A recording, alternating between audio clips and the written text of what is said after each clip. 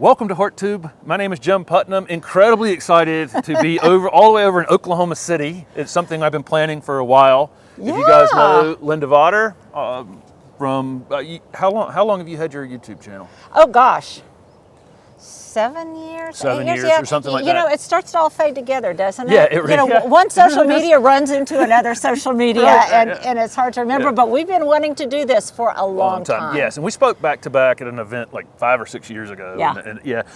You moved. You had a almost famous, pretty much famous garden, all the magazines and everything else. So what makes you step up one day and just go, I'm going to leave this garden behind? Well, I think, you know, as gardeners and as garden designers, you finally want to just test your mettle someplace else. Yeah, right. And I think I kind of had this sense of been there, done that. Right. I even wrote a book about it, and I felt like it was signed, sealed, and delivered. And I wanted to try something new. Right. And I think it's important because you've moved recently too. I did the same thing, right in the middle, and I wasn't even finished with I was like redoing, and then went, you know something, we have a similar space. First of all, we're very similar urban space. You're near downtown Oklahoma City, and we're near downtown Raleigh. And for me, it was partly a quality of life. You know, we can bike to things, we can go and do, so it was a lot of that was like, I'm going to put my quality of life over top of, this garden, which had more space. And and the other thing is I think it's important because so many people are downsizing or upsizing. Yeah. And I think that we are rabid gardeners, but we don't look at everything through a gardening lens. Yeah, yeah. And that's what I was trying to tell people. and I feel like we were moving to something, not away from something. Yeah. Yeah. To a different kind of quality of life where we Right. And our lot's 0.19 acres. I'm guessing this is something similar, so it's interesting. My other one was 0.21. Ooh, and wow, that was giant. Yeah, right, yeah. It's all relative, isn't it? Yeah. But, and I always thought that was a small garden. And now here, this one is slightly smaller, but I'm able to do a lot more things here than at my other garden because I have so much more sun. Oh, that's true. Yeah, yeah. You have this Oklahoma sun. This is a tough spot, right? Yeah. I mean, this is not an easy. Right. I mean, we're over in Raleigh, North Carolina, and it definitely is moderated. Even though our temperature, we're supposed to both be zone 7. Yeah. But I think our temperature range, and we shot a video on your channel about the differences gardening in these two spaces. One of the things is the larger your temperature range, the fewer plants you can actually grow. So if you go to San Francisco, they have a very narrow span of temperature and they can grow more plants than anywhere in the country pretty much. And then we have a little more, but you have a really wide. Yeah.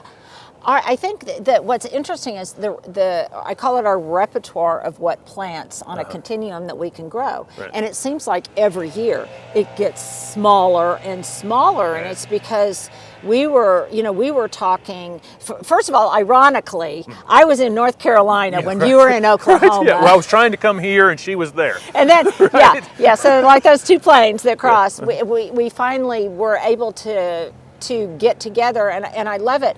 But like we were talking earlier, year before last, we had minus 18 in the winter, and it was 115 in the summer. So that's 103 degree temperature range. Yeah, that eliminates a lot of plants.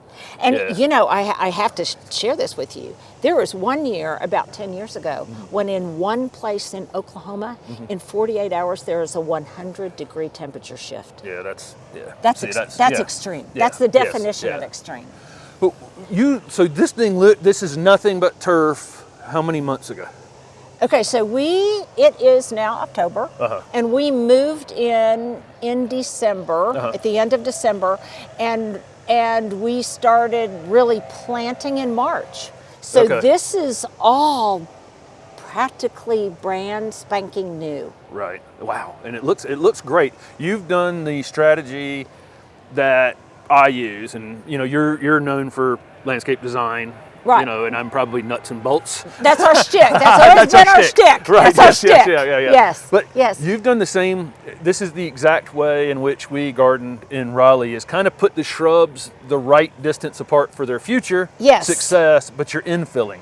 Right. Absolutely. And to do that here the first year, I had to rely heavily on annuals, but maybe not in the way sometimes we think of it. Not a lot of bedding annuals. Right, yeah. But a lot of annuals, like I've got a huge stand of boxwood basil here. Yes. Which I'm letting go to seed. It's about past its time. Yeah. But look at how much real estate it's taking up, and it looks beautiful.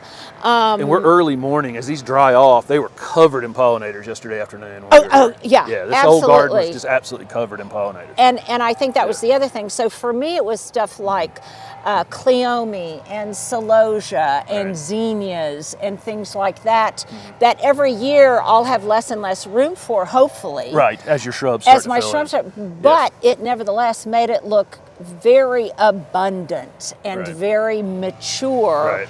And those things don't have to be expensive. We don't have to have the $9 annuals in the little quart pots. You can do them from seed. You can do them from And all of it was seed that was gifted to me by a friend who is an avid gardener in Oklahoma. Okay, nice. So I just seeded it, and they came, and there's not all. The other thing about that's I know also important to you is when you grow things from seed, there's not all of the waste. There's not all of the residual six-pack. The plastic. And all of that kind of trash. thing. Yeah, right.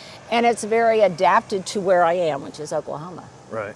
Well, tell me some of the perennials that have really performed here as the summer's gone on. I mean, we're filming this. It's the middle of October, so the things that we're seeing color on out here, have really held up through a tough summer. Yeah, and anything that's still blooming out here. And to me, for the most part, I really, in my perennials and in my shrubs, I want 4-season interest. So I really want them in one way or another to contribute to my garden throughout all of the seasons. Right. And I rely, especially as I get older, Jim, I rely a lot more heavily on blooming shrubs versus blooming perennials, because perennials are more work. Just maintenance. Yeah, they are. They're just more. There's no question that some are more, and some more than others. But some hold up. I mean, like the lantana you have out here is still, looking as fresh as it was the day you put it in. The butterfly, the butterfly bush is still. It still looks. Which is a woody shrub technically, but I mean we. Yeah, and with enough deadheading, I would much rather be deadheading than mowing. Right. And I think the pollinators are so much happier. Yeah, are so much happier too. So kind of my perennials come and go for a while. You can see there's still a few blooms on them, but have you tried the crazy pinks from Southern Living Plant Collection? I don't know. No, I don't think they've sent that. Oh my good. Well, I think it might be relatively new, but it's more diminutive. It stays smaller and tidier, and it just puts out tons of blooms. So put that one on your list. I love Little Miss Bonnie, the blooming spirea. Yeah, we have 3 of those in the front garden, and they're just, that thing just blooms, and it has bloomed multiple times if I shear it a little bit. If you shear it a little bit, and mine is just getting established, but next year I think it'll be wonderful, and not only as a blooming perennial, but it's just a great ground cover. It is. Yeah, it is. And we've got 3. That's the way we're using is 3 of them, and we got some annual flowers right in front of them. They get torn out, and they still look good. Yeah. And some others of my favorites. I'm a huge fan of the abelias. Right. Yeah, and I see you've got. What is this, Miss Lemon, or is this Radiance? No, this is Miss Lemon, and I need to try Radiance, but I have an attachment to Miss Lemon. It was at the other, and this is what I call, it's in bright sun, so I apologize that the light isn't as soft as it would be otherwise, but this is the area that I call Lemon Lane. Okay, I got you. I see you got your lemon lime nandinas. Yeah. And Miss Lemon, and then I've got this lemony color golden fever few. I see it. And so that's kind of how I thought through things, and then it kind of is punctuated at the end with some encore azaleas. Again, this is all getting established, but nevertheless, it grew quickly enough for me to really feel like I had some coverage. So it's almost to a comic point. People laugh at the amount of chartreuse color that I use, and I can't go anywhere without buying something that's variegated or chartreuse. Yes. Well, you're backing me up here. that. Thank you. Okay. Go, Yes. Chartreuse lovers unite. Because a lot of people don't like. Yeah. I'm not a fan of yellow, right, but I'm a fan of chartreuse. So I think Gotcha. there's a distinction. Okay, gotcha. And I love and just variegated plants in general. But I can't. I'll go. Problem is, it got to the point where I'm buying 4 plants and 3 of them are variegated. Well, yes. or chartreuse. That got out of control. But again, I see it. I do consultation work for people, and I see that influence of if you buy this dark foliage thing, and then you put it in the garden and you walk 25 feet away from it, it disappears in the mulch. Right. Yeah, it just disappears into the mulch, and you put these pops of color like this on the edges, and all of a sudden it allows you to have that darker basil.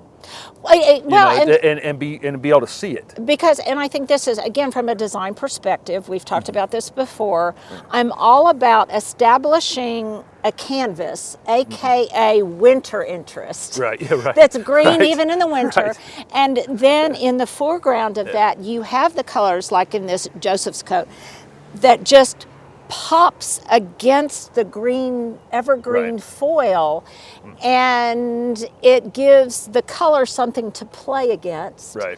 And it gives dimension and texture to your garden. But that said, as much as I love all of my chartreuse plants, and I do, I have never met a boxwood I didn't like. Yes, other than maybe a yes. sickly one. Other than a sickly one. Yes, you're definitely known for the definitely known for boxwoods. But see, the same thing for us. We can grow a few more conifers than you can grow. A few? So yeah, a few more conifers than you can grow. But but it is the boxwoods and the conifers and those winter interest things to me that that shape. Yeah. I want to be out there. I can be outside in our area in the wintertime, and I want the garden to look like with something we want it to be in the winter. So I encourage people constantly to go to gardens when it's not peak season. Yes. People shop at a garden center. I had a garden center for years, and I didn't mind taking people's money when they were loading up 40 plants that were in full bloom on April 15th. But I also knew much less July 15th. I mean, like they're going home. They're like, well, your garden's going to be beautiful for 4 weeks every spring. Yes. For sure. Yes. And that's it. Yes. Because that's the time of year people get amped up. They're ready to go. Winter's been long. Right. They do all their shopping at once. Yeah. And then the garden goes every spring, and then right. So that talks about are you a fair weather gardener, or are you just in it for the long or are you in it for the long haul? Yeah. And I think increasingly you kind of have to be in it for the long haul because here in Oklahoma we still have to do watering in winter. Right. And and those kinds of things. But the other thing I like about it is, sometimes in Oklahoma, there'll be a period where it's hard to have any color at all. I mean, whether that's in the winter or it's in the dead of summer, it's hard to have any color at all. But you can still infuse color in your garden with garden ornament or, And green is a color. And green is... green color. I think that if I was to say what I think is the best part of your ability to garden is your ability to do shades of green. Thank you. Yes. Shades of green. I said that about the old garden. Is the shades of green are what's amazing, about it. And this one will happen in time. All of these boxwoods will, using the different varieties of even boxwoods, they will flush at different times and create different shades even within the boxwood. Well, and not only that, and something you and I were talking about as we're getting excited about better boxwood being available in 2024, it's also how the different greens capture the light. Right. And so, some have more of a matte foliage against something that's really intense and glossy and shiny and captures the sunlight just beautifully. And I think the longer you garden, the more you are captivated by those kind of nuances and not. I think we all come to gardening through color, and then after that we kind of get infatuated with line, shape, and form. Right. And for me, that's kind of what it's all about. My favorite thing in this garden is how quickly not only have you put it together, but all of the different materials you use in these natural spaces. So your brick, your combination, your brick, right, and in the concrete squares, and then the natural materials there, the brick up against these steps. All this is new. All this is new. Yeah, none of this. And it's important for me to say it takes a village. Oh my goodness. I just really relied heavily on some true craftsmen, artisans that I've worked with for years, and we were able to bring this together very, very quickly. Obviously, I've still got plants that haven't been planted. It's in something of a state of disarray. But nevertheless, again, I'm about signature touches and these kind of blending together these different organic materials that speak to the style of my home, which is very cottagey. Right. And so the materials have to also communicate that same language. And so it was important for me to kind of infuse my signature touches and have them kind of orient to the house. Where do you find this used brick? Well, some of it actually, you noticed earlier that some of the brick has writing on them. Right, some of those actually belong to my mom in Indiana, and I brought them back, and then I moved them from that other house to this one. Right, yeah. But then the landscaper that I work with, we've worked together for years, and this is a 1930 house, and so I wanted old brick. Right, yeah. And so she just has sources where she can locate old brick, and I love it, and it's distinctive. And it is. So it's fun, I think, without it being too busy. No, not at all. Yeah, no, it blends in. All these natural materials blend in. They just, they do, and they blend into the other things you're doing here in the garden. Yeah, and we just added all of these steps and everything, and I think I like to think it comes together. But now I've got a question for you. Okay. Okay, let's do a fire round. Okay. Okay. Okay. I'll try. You go first. I'll go second. Okay. What would you say are your top? Knowing it will be different with this caveat, it'll be different for you in North Carolina than for me in Oklahoma. What would you say are your top favorite Southern Living plants? Well, okay. So one I would go with right off the bat is that Dragon Prince Cryptomeria. And that's new for me, so I'm really hoping it can get established here. Cryptomeria should be tough for you. That's one of the people ask frequently about the southern conifers. And I will always say, plum yews and podocarpus and cryptomeria and of course junipers. Right. They're junipers that we can use. But cryptomeria tends to hold up for us in the heat. And that one's so compact and it's so interesting and it's got a lot of interest. It's soft to the touch. Yes. Which is nice because a lot of conifers are not friendly. And it looks lush in a way that a lot of conifers don't. It's got almost a ferny quality to it. Right. Yeah. Okay, so Dragon Prince, number two. Number two, I might just from a usefulness standpoint take Touch of Gold Holly, which is that dwarf Hugendorn holly. I don't think you have. It's a Zone 6 holly, so I know you're Zone 7, but Zone 6 leafy evergreens are probably a good idea for you. Yeah, right. No, absolutely, and it's in that color. It's in that color we like. I have at the other place. I grew it in pots, and it did not make it through a particularly hard winter. But here I would grow it in the ground. So I'm putting that on my list. Yeah, and you have a lot of spaces outside of the wind.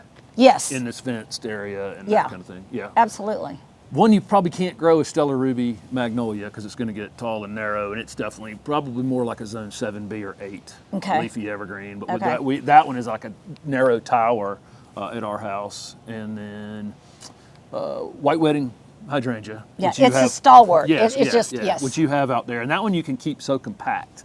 Which I really like. But it's another one of Buddy Lee's great inventions, Encore Azalea Inventor. Oh yeah, that's one of Buddy's many great plants. And number 5, I don't know what I'm going to say for number 5. I think Burning Love Leucothoi. Probably. Have you tried Burning Love? I have tried it, and now it's one of those plants that I do think I can grow, and I do think I'll be able to grow it successfully, but I'm going to have to, in fact, I already have. I moved it from where it was located into more shade. Okay, gotcha, so here, again, everything wants morning sun, afternoon shade, and I had it in an area that was too brittle, but boy, do I love that foliage. It's beautiful, and it's always changing, and then ours bloomed. It took the second year before it really bloomed. This year, and it was just blueberry style hanging little white flowers, but it was covered. It was absolutely covered in flowers. Well, and what I like about it because everything, if it's not also, it has to not only be beautiful in the garden, it has to be fodder for my vase. I love the way it looks. I love the way it looks in spring. No, I'm all about garden life, garden living, And so for me, everything has to have potential as a cut flower. Oh, gotcha. Or be a background for the cut flowers. Yeah, be a background for the cut flowers. Yeah. So I would say that. So from your list, I am going to really probably maybe even plant more Dragon Prince Cryptomeria and definitely more Burning Love. Burning Love, yes. Yeah. And I'm going to give a sixth. I'm going to give a sixth one real quick. You do have 2 Roman candle podocarpus in the back corners, and they're taller than mine. Somehow they sent you taller ones. They sent me taller ones. Well. That's not, okay, it's not a fast-growing plant. Yeah. It's a great one. Well, yeah. I did something recently on tight and narrow spaces. And so this is a first for me. Gotcha. I have not grown Roman candle before. Yeah. I like its kind of variegation, and you can't tell right now, but in the light, in certain lights, it kind of illuminates and has a silvery tipped look.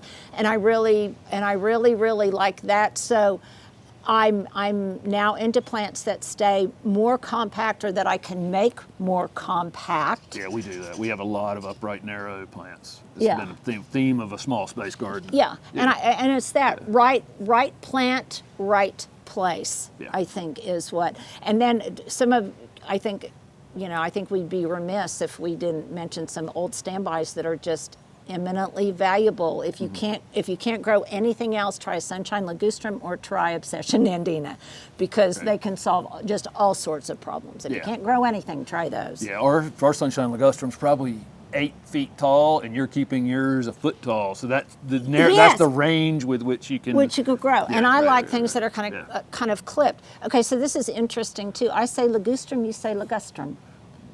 It's a regional thing. Right? Yeah, maybe. Yeah. I don't know. But yeah. I mean, I say Ligustrum. We've heard it all. Yeah. Doesn't matter.